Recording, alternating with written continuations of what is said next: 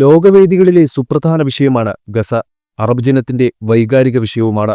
സ്വന്തം ജനത പ്രാർത്ഥനാനിരതരായി പലസ്തീനികളോട് ഐക്യപ്പെടുമ്പോൾ ഭരണാധികാരികൾക്ക് മറിച്ചൊരു തീരുമാനമെടുക്കാനാകില്ല. അതെ, അറബ് രാജ്യങ്ങൾ ഗസയ്ക്കൊപ്പമാണ്. നേരത്തെ തന്നെ അത് വ്യക്തവുമാണ്. അതുകൊണ്ടുതന്നെയാണ് ഗസ സ്വന്തമാക്കാനുള്ള ട്രംപിന്റെ ആദ്യ പ്രസ്താവന വന്നപ്പോൾ തന്നെ അറബ് രാഷ്ട്ര കൂട്ടായ്മ യോഗം ചേർന്ന് ഈ നീക്കത്തെ തള്ളിക്കളഞ്ഞത്.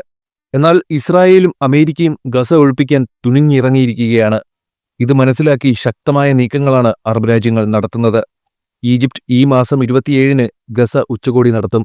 അറബ് രാജ്യങ്ങളുമായി സഹകരിച്ചാണ് നീക്കം. ഉച്ചകോടിയുടെ ആതിഥേയത്വമാണ് ഈജിപ്ത് വഹിക്കുകയെന്നും ഫോക്സ് ന്യൂസ് റിപ്പോർട്ട് ചെയ്യുന്നു. അതേസമയം അറബ് ഉച്ചകോടി വേണമെന്ന ആവശ്യം ഹമാസും ഉന്നയിച്ചിരുന്നു. ഇതിന് പിന്നാലെ 1967 മുമ്പുള്ള അതിർത്തിയിൽ പലസ്തീൻ നിലവിൽ വരാതെ ബന്ധുത്വത്തിന് ഞങ്ങളില്ലെന്ന് സൗദി വ്യക്തമാക്കിയിരുന്നു. അതിനിടെ UAEയുടെ മറുപടിയും വന്നുകഴിഞ്ഞു. ഗസ വിഷയത്തിൽ US സ്വീകരിക്കുന്ന സമീപനം അങ്ങേയറ്റം ബുദ്ധിമുട്ടേറിയതാണെന്ന് UAE പറയുന്നു. പ്രസിഡന്റ് ട്രംപുമായി ചേർന്ന് പ്രശ്നപരിഹാരത്തിനായുള്ള ശ്രമങ്ങൾ തുടരുകയാണെന്നും USലെ UAE അംബാസഡർ പറഞ്ഞു. USലെ UAE അംബാസഡർ യൂസഫ് അൽ ഉതൈബ ഗസയിലെ US സമീപനത്തിൽ വിയോജിപ്പ് പ്രകടിപ്പിച്ചതാണ്. അതേസമയം വൈറ്റ് ഹൌസിൽ ആരധികാരത്തിൽ വരുന്നുവെന്നത് ആശ്രയിച്ചല്ല UAEയുടെ നയതന്ത്ര സമീപനങ്ങളെന്നും അദ്ദേഹം കൂട്ടിച്ചേർത്തു. ഗസയിൽ നിലവിൽ അമേരിക്ക സ്വീകരിക്കുന്ന നിലപാട് പ്രയാസമേറിയതാണ്.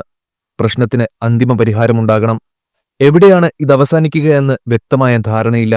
ചിലപ്പോൾ സുഹൃത്തുക്കൾ കാര്യങ്ങൾ കേൾക്കും, ചിലപ്പോൾ കേൾക്കില്ല.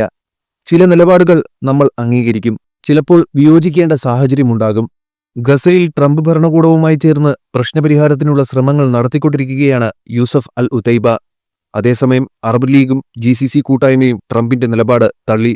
ട്രംപ് ഇസ്രായേലിനും അറബ് രാഷ്ട്രങ്ങൾക്കുമിടയിൽ പുതിയ പ്രശ്നങ്ങൾ ഉണ്ടാക്കുകയാണെന്ന് Arab League secretary general Ahmed Aboul ഗെയ്സ് പറഞ്ഞു. പ്രദേശവാസികളെ കുടിയൊഴിപ്പിക്കാതെ തന്നെ ഗസയുടെ പുനർനിർമ്മാണം നടക്കണമെന്നും അദ്ദേഹം വ്യക്തമാക്കി. പലസ്തീനികളെ ഒഴിപ്പിച്ചുകൊണ്ടുള്ള പരിഹാരം ഒരു തരത്തിലും അംഗീകരിക്കാനാവില്ലെന്ന് Gulf corporation council secretary general Jassim Al Budaiwi വ്യക്തമാക്കി. പലസ്തീനികളെ കുടിയിറക്കി ഗസ ഏറ്റെടുക്കാമെന്ന ട്രംപിന്റെ പ്രസ്താവനയെ നേരത്തെ തന്നെ UAE തള്ളിയിരുന്നു. ജെറുസലേം ആസ്ഥാനമായ സ്വതന്ത്ര പലസ്തീൻ രാഷ്ട്രം മാത്രമാണ് പ്രശ്നത്തിനുള്ള ഏക പോംവഴിയെന്നാണ് UAEയുടെ പ്രഖ്യാപിത നിലപാട്. US അറബ് രാഷ്ട്ര ബന്ധത്തിന് നേരെ ട്രംപ് വാളെടുക്കാൻ ഈ കാരണങ്ങൾ മതി. പിന്നാലെ ലോകം രണ്ടു ചേരിയായി വഴിപിരിയുന്നതിലേക്കും കാര്യങ്ങൾ എത്താമെന്നും നിരീക്ഷകർ പറയുന്നു. US പ്രസിഡന്റ് ഡൊണാൾഡ് ട്രംപിന്റെ ഗസ ഏറ്റെടുക്കൽ പ്രഖ്യാപനം വലിയ കോളിളക്കം സൃഷ്ടിച്ചിരിക്കുന്നു. ലോകം മുഴുവൻ ട്രംപിന്റെ നീക്കത്തെ എതിർത്ത് രംഗത്തുവന്നു. വിഷയത്തിൽ പ്രതികരണവുമായി ഹൂതികളും എത്തിയിരിക്കുന്നു. തത്സമയ പ്രതികരണത്തിൽ ഹൂതി നേതാവ് അബ്ദുൽ അൽ ഹൂതി ട്രംപിനെ വിഡ്ഢിയെന്നാണ് വിശേഷിപ്പിച്ചത്.